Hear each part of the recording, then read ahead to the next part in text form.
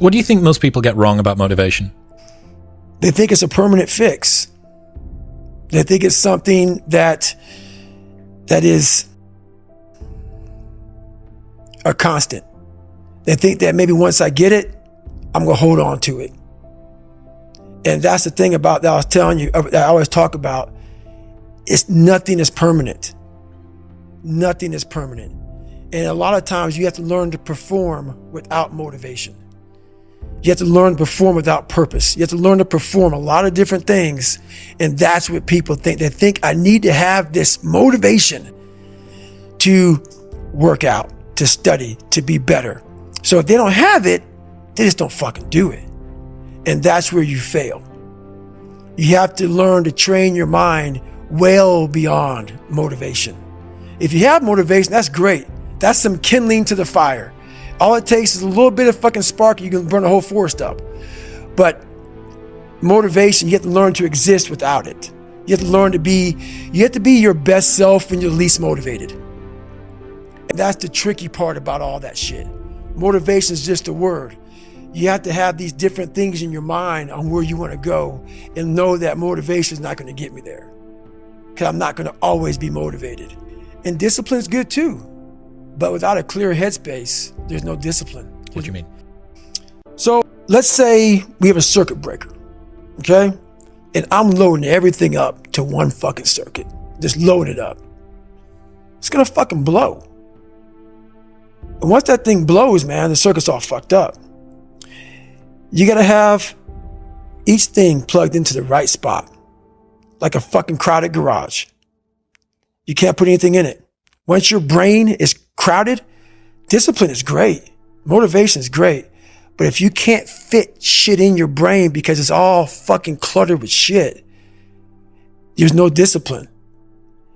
You may have it sometimes when it fits in that crowded garage of your mind, but you don't have the consistency that you need to have with that discipline.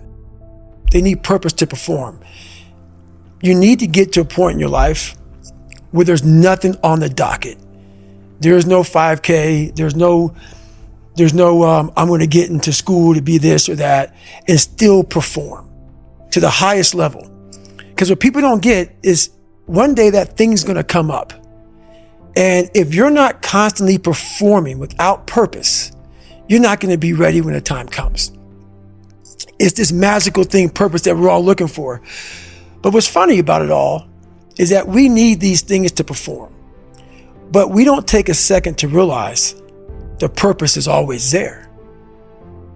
The purpose never leaves us because the very purpose is you. You are always the purpose. There may be another purpose, like being a SEAL or going to college or whatever, but the main purpose in life is you. So if you wake up in the morning and you don't want to do something, you don't care enough about yourself.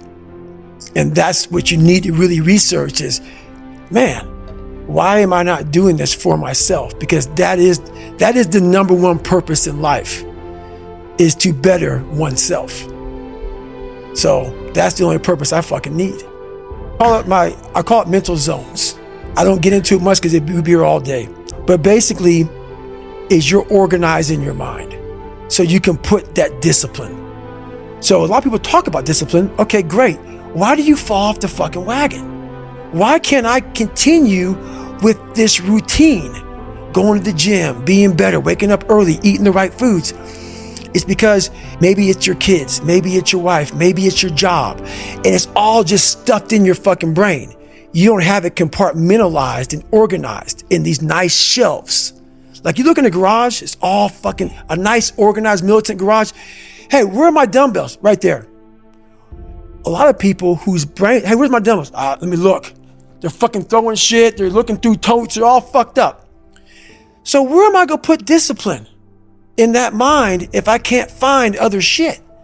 You got to be able to find all these different things in your mind. Oh, I can put discipline right there. I can put consistency right there. I can put all these things right there in that spot. So that's what I'm talking about. If your life is not organized, and your life being everything around you, because it takes one little fucked up piece of an outside interference to clutter your whole mind. Don't get that. Your mind has to always be clear. That's why I meditate 2 hours every single night, because I refresh, I reorganize the garage, which is my mind, every night. So then discipline's in there, organization, everything is in this right spot. So when I wake up, I'm ready to go. Like for me, I came from a bad place. How I build belief is through the daunting tasks I put myself through. So that's proof positive that I can. So it correlates. And that's how this piece of shit kid I once thought I was built belief by saying, I was in 3 Hell Weeks. I went to Ranger School. I tried out for Delta Selection. Whenever you think you can't, confidence comes from the thing that you built. You must build belief. You must build confidence. It can't be like, hey, I'm gonna go knock that shit out. You gotta look over here and say, I can knock that shit out. It's belief, and it's built on what you put in to yourself outside those fucking 4 walls of that small town. Until you're able to really put yourself into that dream, but don't make dreams your master, that's where you truly become what you're destined to become. A lot of people sit back and they dream about being a sports figure, or dream about being a SEAL, or dream about being an astronaut. And all it is a motherfucking dream.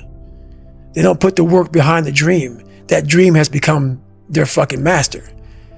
When you become the master of your fucking dream is when you say, I want to go be a Navy SEAL. And you say, okay, I'm going to lose 106 pounds in less than 3 fucking months. The dream was the one thing I thought about, and the dream was now gone. Now what comes in, the dream goes away, and the fucking laundry list of fucking details and tasks come up. Gotta do this, gotta do this, gotta do this, gotta do this. That's when you become the master of your dream. So a lot of people out there dreaming. We all think about quitting when shit's hard. But what you have to do in that 1 second is hard to process information during pain. Because that pain takes over and you can't think rationally. You're thinking about fight or flight, save yourself. That's not a rational thought. It's not a thought that's going to get you through hard times. Most people fail that 1 second. So what happens, what I do in that 1 second, and there's a bigger process to all this, but in that 1 second, I physically stayed in that water. Because if I get out of the water, I quit.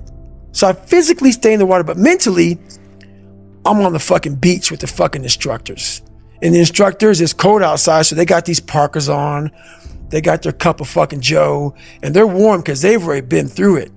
So now it's your turn to go through it.